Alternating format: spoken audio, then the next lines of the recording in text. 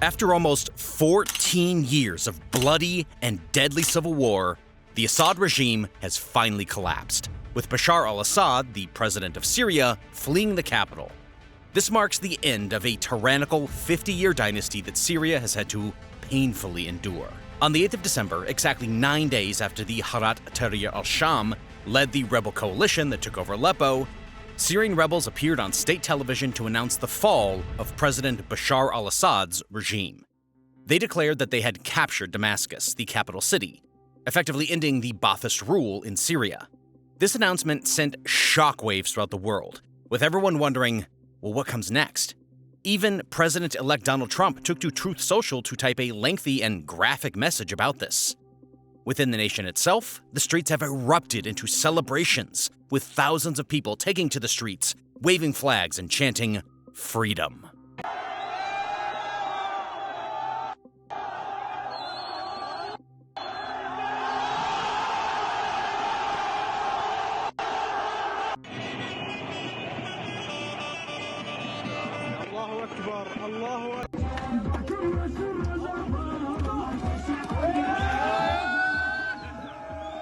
Global events like this are meant to be brought to the public uncensored and without sugarcoating. YouTube's algorithm, however, does not like that. And that's why a lot of our videos are punished for the simple crime of bringing you the raw truth.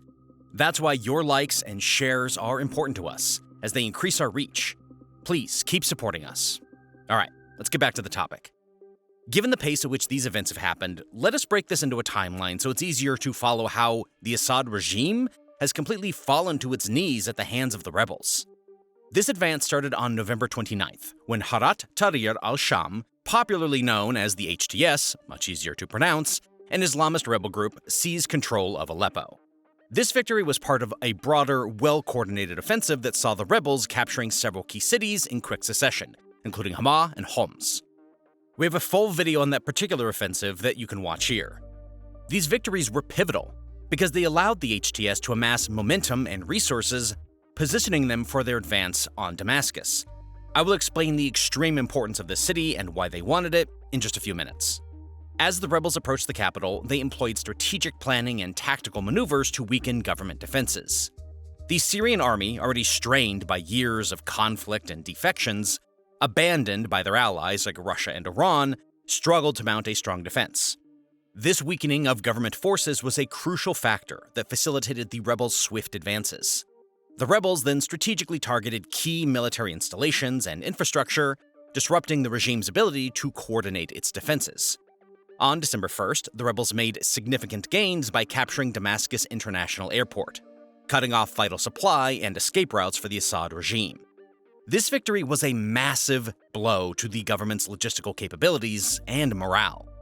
What it essentially meant was that no help was coming from the skies, a quick learning point given how that had always been the rebels' weaknesses.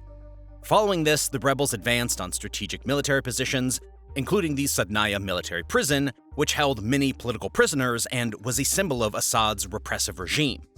On top of crushing a symbolic stronghold, it also added more troops to their ranks, bolstering their armies. As the past week advanced, it became clear that the rebels were closing in on Damascus. The Syrian army's defenses continued to crumble under the pressure of the coordinated rebel attacks.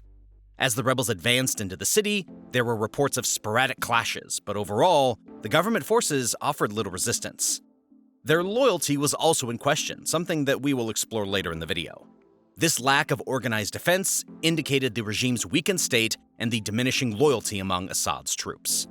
As the rebels entered Damascus, they were met with a mix of celebration and caution from the city's residents.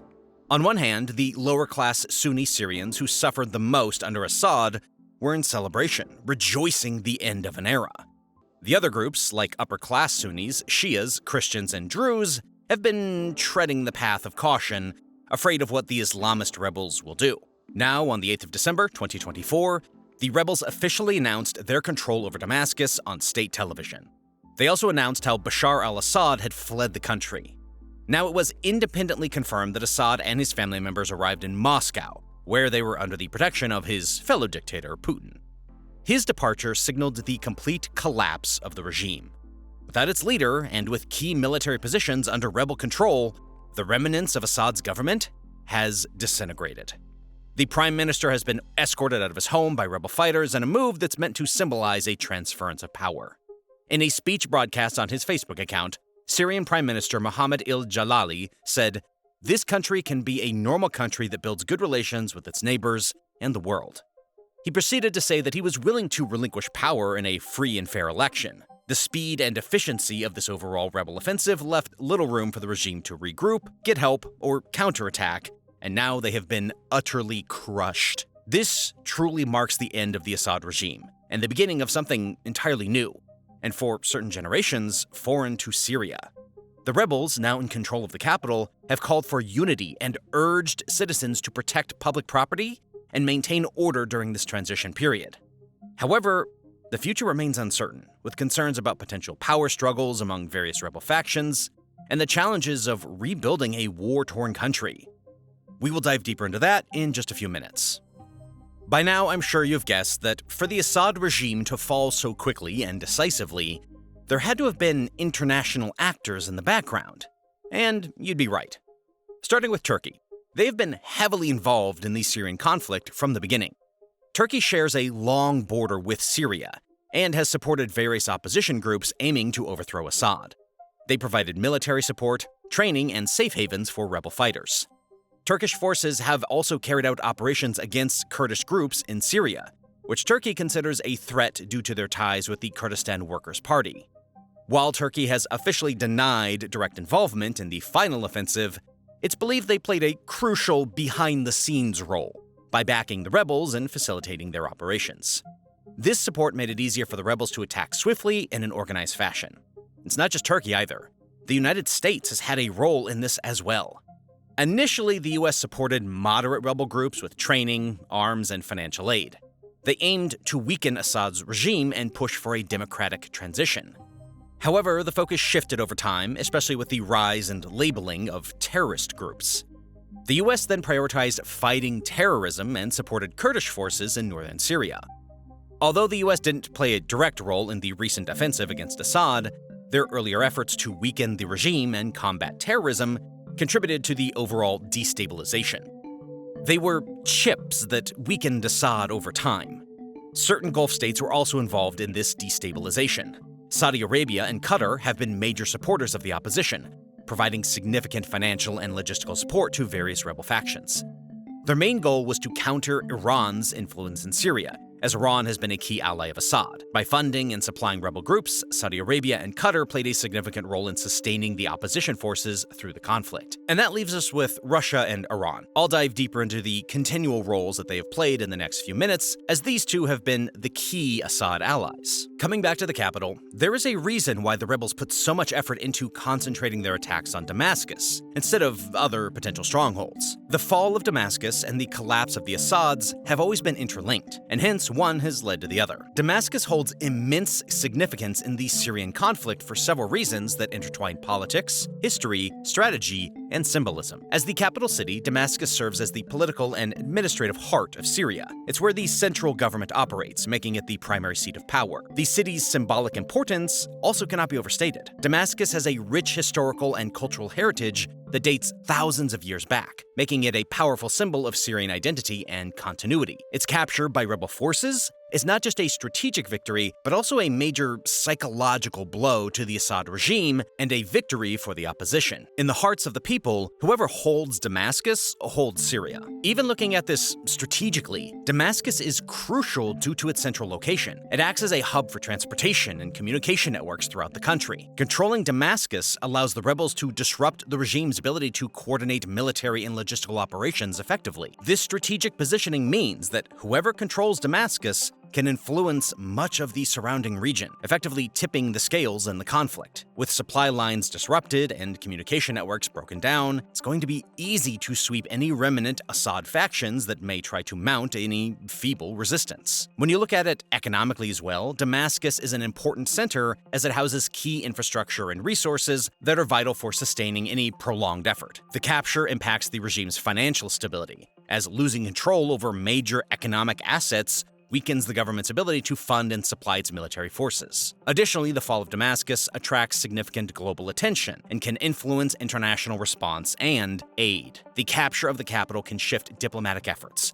attract humanitarian assistance, and prompt foreign governments to reassess their strategies and allegiances concerning Syria. Overall, Damascus is not just another city in the Syrian conflict. It is the linchpin that holds Syria together. For some of you, looking at this situation from outside Syria, it can be hard to properly understand the reactions of the Syrians when you watch videos like this. To understand it better, first let me take you into the nitty-gritty details of the Assad regime so that you can have the full picture. First, let's talk about the man who started this regime, Hafez al-Assad, and his rise to power. It all began in 1970 with what is known as the Corrective Movement. Hafez al-Assad, then a member of the Syrian Air Force, orchestrated a coup d'etat that ousted the existing leadership of the Ba'ath Party and government. The coup was relatively bloodless, but marked the beginning of Assad's long rule over Syria. Hafez al-Assad came from the Alawite minority, a sect of Shia Islam that made up a small fraction of Syria's population. Despite their minority status, Hafez managed to consolidate power within the military and the Ba'ath Party, which had been a dominant political force in Syria since the 1960s. By promoting fellow Alawites to key positions, Hafez ensured a loyal power base that would support him throughout his rule. This strategic move helped solidify his control over the country, despite the sectarian diversity and tensions within Syria. Moving on to Hafez al-Assad's rule itself, his regime was characterized by a cult of personality. Hafez's image and slogans were omnipresent, reinforcing his authority and the idea of him as the father of modern Syria. This omnipresence was not just for show. It was a strategic tool to instill loyalty and suppress dissent. Political repression was the hallmark of Hafez's regime. He maintained stability through strict control over political activities, often using the secret police to crack down on opposition. As you can imagine, human rights abuses were rampant too, with reports of torture,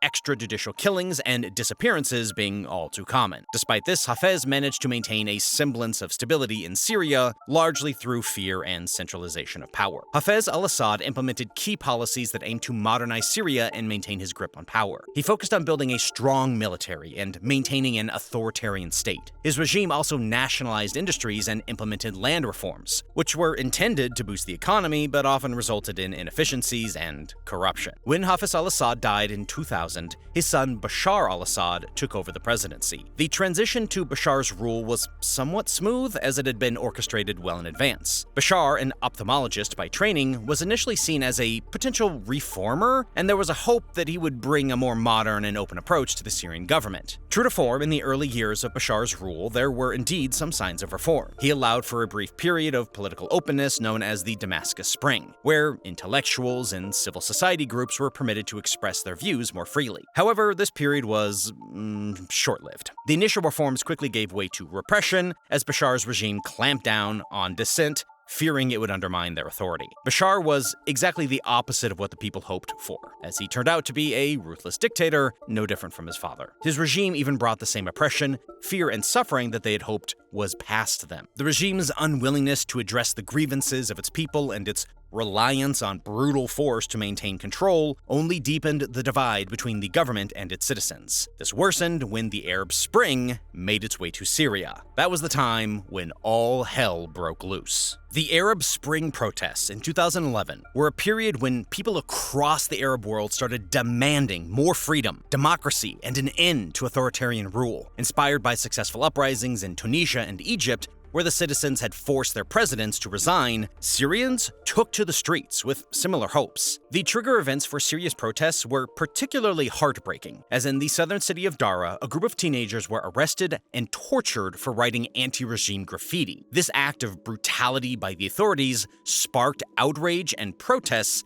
that quickly spread across the country. Syrians began demanding freedom, political reform, and the end of President Bashar al-Assad's regime. Even then, in 2011, they had gotten fed up with the Assads. However, the regime's response was brutal and uncompromising. Security forces opened fire on demonstrators, leading to a cycle of violence that escalated rapidly. Instead of addressing the people's grievances, the regime resorted to force, hoping to quash the protests through sheer intimidation and brutality. What they did not account for was the fact that this harsh crackdown only fueled the anger and determination of the protesters, transforming what began as peaceful demonstrations into full-blown uprisings. As the situation deteriorated, the conflict escalated into a civil war. Key battles and turning points define this new phase of war, with the Battle for Aleppo, which began in 2012, becoming one of the most significant and devastating confrontations. The battle started when rebel forces launched an offensive in the southwestern district of Salahuddin on July 19, 2012. This district had been a focal point of anti-regime protests, and the fighting quickly spread to other parts of the city. The rebels, composed of various factions including the Free Syrian Army and jihadist groups like Al-Nusra Front, now HTS, aimed to capture Aleppo and deal a major blow to the regime. As the fighting intensified, Aleppo was divided into two parts. The government held west and the rebel held east. The city's ancient quarters, a UNESCO World Heritage Site, were caught in the crossfire, leading to a significant destruction of historical landmarks. Naturally, the regime responded with heavy artillery shelling and airstrikes, targeting rebel-held areas and destroying them all. The use of fighter jets and attack helicopters marked a new phase in the conflict, with both sides employing increasingly destructive tactics to end the battle as swiftly as they could. At the same time, another critical turning point was the siege of Homs. Homs became known as the capital of the revolution because of its early and strong opposition to the Assad regime. The city faced a brutal and prolonged siege by government forces, leading to massive destruction and loss of life. The scenes from Homs were heartbreaking, with entire neighborhoods reduced to rubble and countless civilians killed or displaced. These battles and the overall escalation of violence led to a massive refugee crisis. Millions of Syrians fled their homes, seeking safety in neighboring countries like Turkey, Lebanon, and Jordan. The refugee camps in these countries became overcrowded and under-resourced, leading to dire living conditions for many. The displacement statistics are staggering, with over 6 million people internally displaced within Syria and nearly 5 million seeking refuge outside the country. The death toll has been equally shocking, with estimates ranging from 400,000 to over 500,000 lives lost as a result of civil war. Humanitarian organizations struggled to provide aid to the afflicted population, while diplomatic efforts to broker a ceasefire failed. The involvement of foreign powers, including Russia and Iran, further complicated the situation. Russia's military support for the regime, including airstrikes and the deployment of special forces, played a crucial role in tipping the balance in favor of the government. Russia has gone so far as to have bases in Syria, with soldiers at the ready there. This help is what allowed Assad to retain power. By December of 2016, Aleppo was firmly in the hands of the Assad regime. Though there was never an official end to the war, things quieted down, with only smaller skirmishes taking place. Well, that was until this November 29th onslaught by the HTS, which saw them recapture Aleppo with significantly more ease than before. A huge part of that was thanks to the perfect timing that allowed them to attack when the Assad allies like Iran, Hezbollah, and Russia were distracted and kept busy by their own conflicts in different regions. Russia and Iran have been staunch supporters of President Bashar al-Assad. Russia's airstrikes have been instrumental in bolstering Assad's forces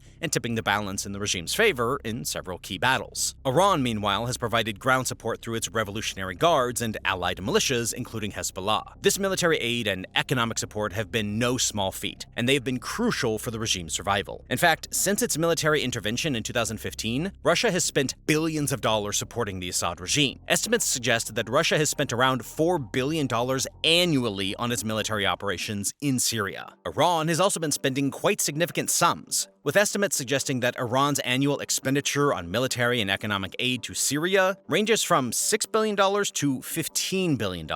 This includes funding for military advisors, equipment, salaries for fighters, and humanitarian aid. These nations' involvement is driven by geopolitical interests meant to gain them more power. Russia seeks to maintain its influence in the Middle East and secure its military presence in Syria, particularly in the naval facility in Tartus. For Iran, supporting Assad is part of a broader strategy to strengthen its regional influence and ensure the survival of a key ally. These alliances have complicated efforts to reach a political solution, as any resolution must take into account the interests of these powerful backers. That's why these HTS attacks have come at a time when Iran and Hezbollah have their hands full with Israel, and Russia is dealing with heavy losses against Ukraine. This has meant that Assad's regime had to fight on its own with limited resources and burnt-out morale, and it has clearly not been enough. Another reason why the rebel forces have had such strong resolve is due to the horrors they've experienced in this long civil war. The Assad regime has been accused of using chemical weapons against civilians on several occasions. Notable incidents included the Ghouta chemical attacks in 2013 and the Khan Sheikhoun attacks in 2017, where sarin gas was used, causing horrific casualties and suffering. These attacks drew widespread international condemnation, and they were seen as blatant violations of international law, making Assad a war criminal. It also adds a layer of deep hatred within the nation that only serves to bolster rebel ranks as the citizens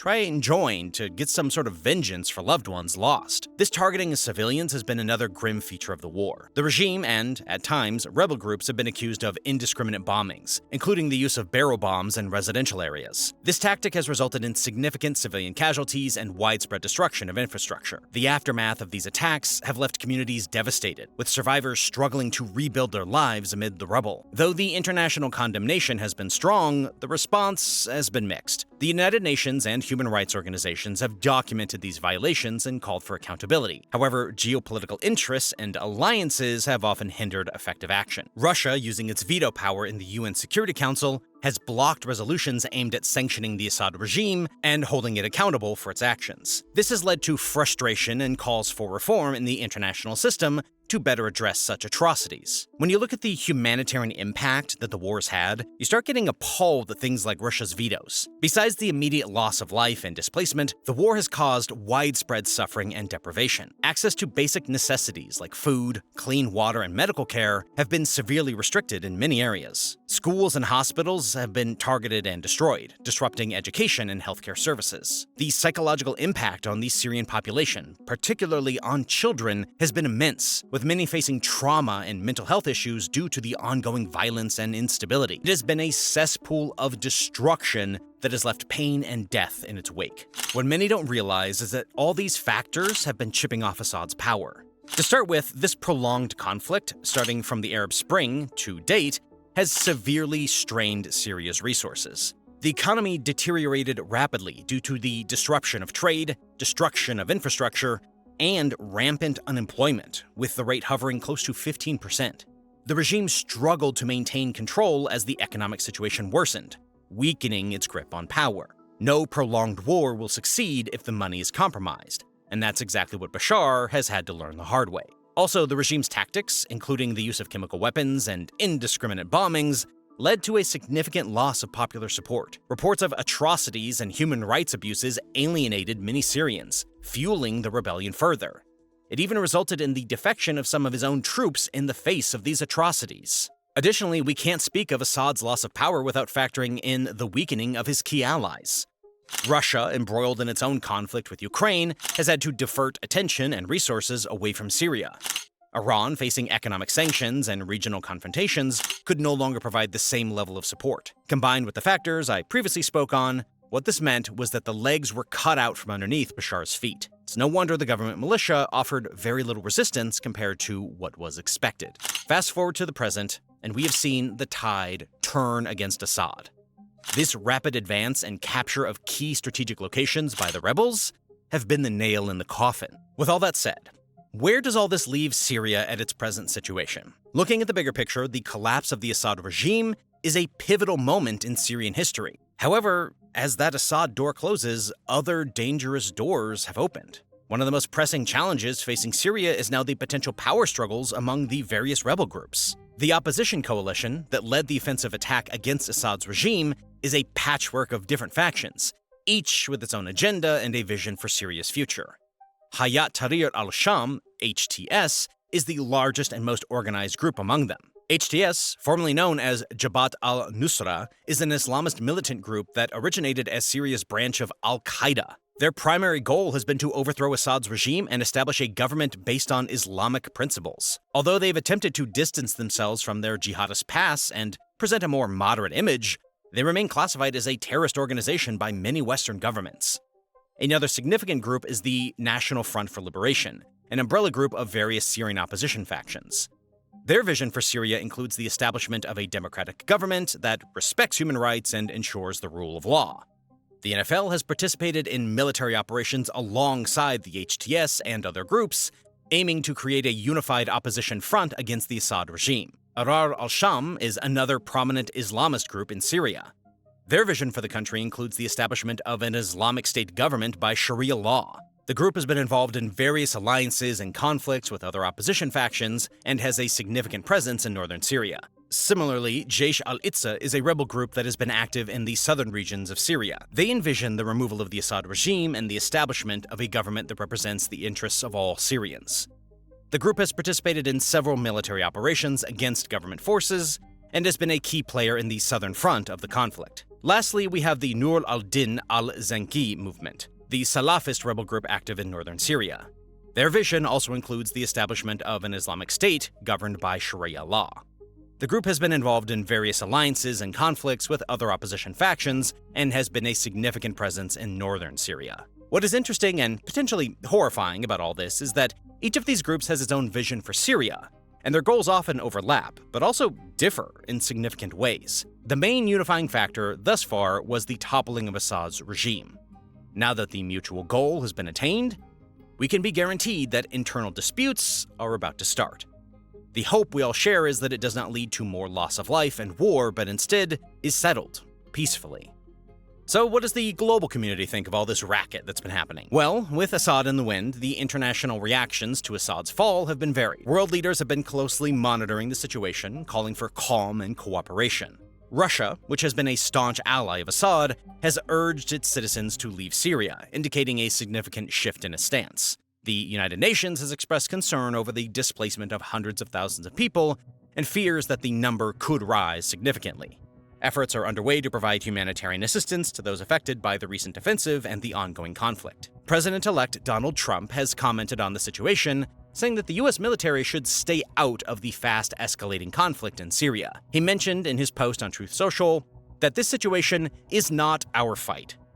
It seems everyone is observing right now and being extremely cautious as they all watch things unfold. However, as feedback from the international community keeps trickling in, the reality is that the international community itself might present a new problem.